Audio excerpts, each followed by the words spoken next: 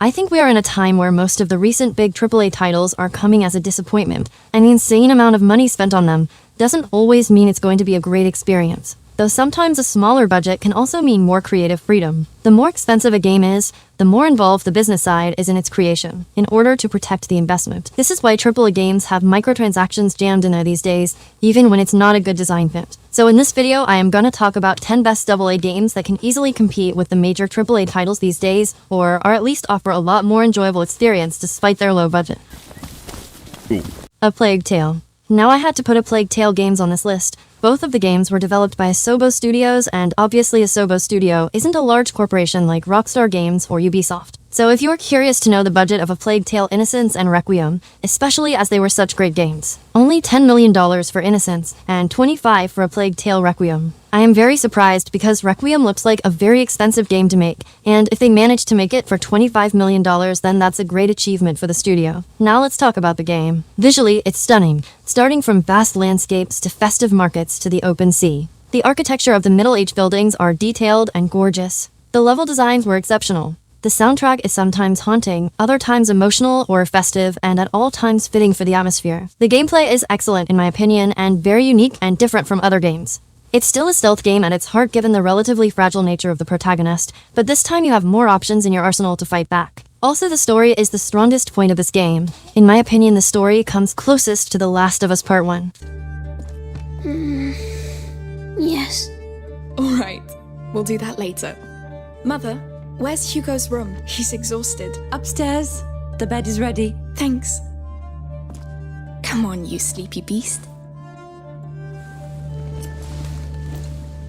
A Way Out is a 2018 action-adventure game developed by Hazelight Studios. A Way Out is a cooperative two-player adventure that has you working together as partners. You start the story as two people in jail who become friends and who concoct an escape plan. The plan is to escape and to find and kill the mutual enemy that you both have. This game offers an absolutely amazing gaming experience. The gameplay itself is not phenomenal, but the interactions between the characters, the character development, and the overall storyline are what truly makes this game shine. During the entire game, you will find random things you can do with two players like play darts, baseball, basketball, Connect 4, and more. It provides respite from the storyline itself and gives you a bigger meaning for being two players in the same game. I also feel it's a sneaky way to show a relationship is being built between the characters. They start to care for each other. I can't speak highly enough about the story and the dialogue written for the characters.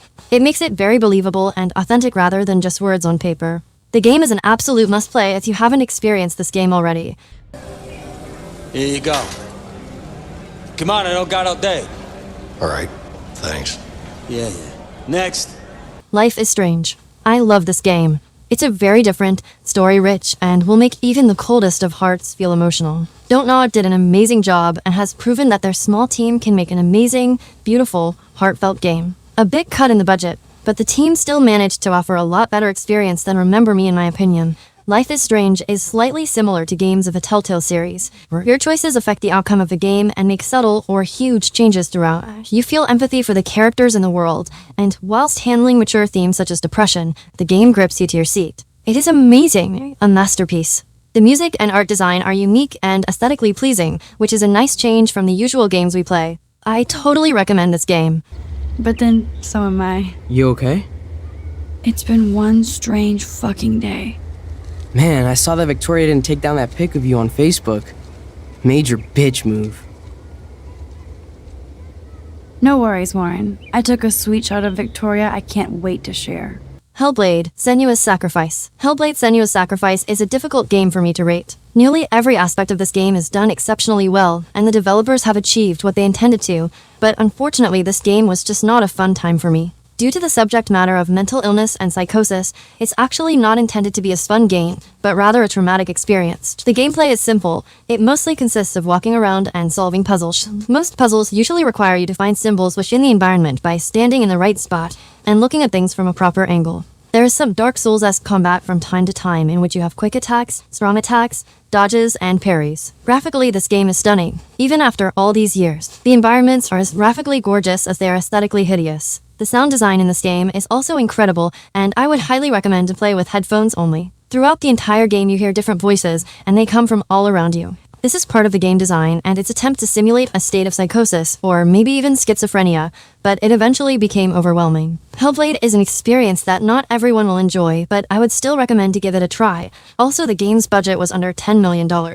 And with a very small team of only 20 people worked on making this game. It's really awesome how even very small team of devs can still manage to deliver an experience close to many AAA titles.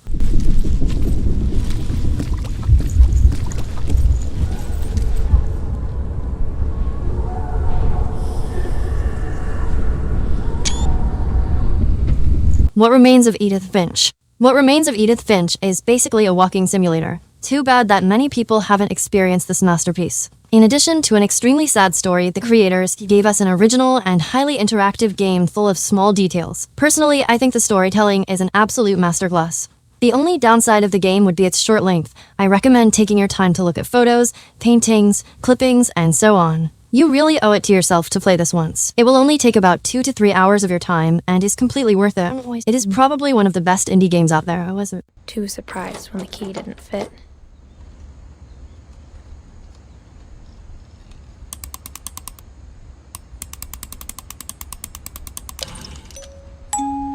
Great Grandpa Sven built a music box for Barbara, along with the rest of the house.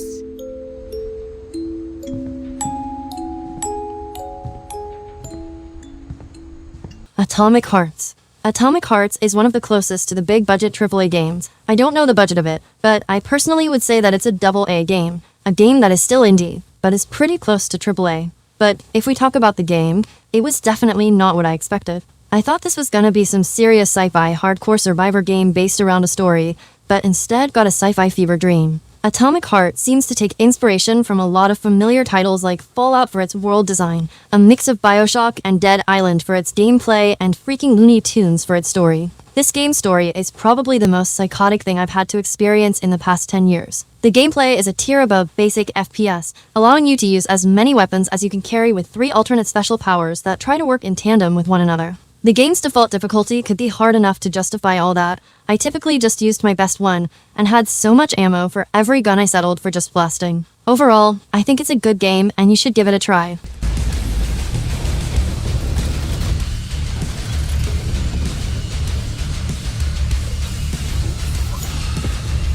It Takes Two. This game is absolutely sublime, and one of the most unique games I've played. It must be played with 2 players just like A Way Out. By the way, both of these games are by the same studio, Hazelight. Each level is a unique world, with unique tools, weapons, skills that needed to be used to progress. This kept the game feeling fresh and exciting, while still having many common threads throughout the entire story. The game is part puzzle, part skill and timing, part action, and all fun. Puzzles were just hard enough to where I only had to YouTube 1 or 2 of them. Overall execution of the game was nearly flawless, and would love to play more like this. I think more developers should create such couch co-op adventure games. It Takes Two also has a rating of overwhelmingly positive, so a job well done again by the studio. You always blame me, huh? Yes. Why do you always blame him? Thank you. Oh! What is that?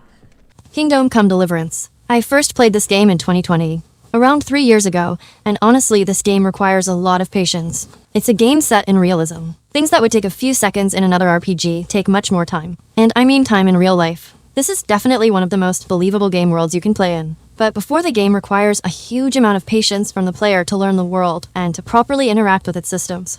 Also, one thing I would like to talk about is the sound design. It's freaking great. Moving on different terrain is very noticeable to the point where you can almost center your horse on roads based on the sounds the hoofs make. At the end of the day, I liked this game and would definitely recommend.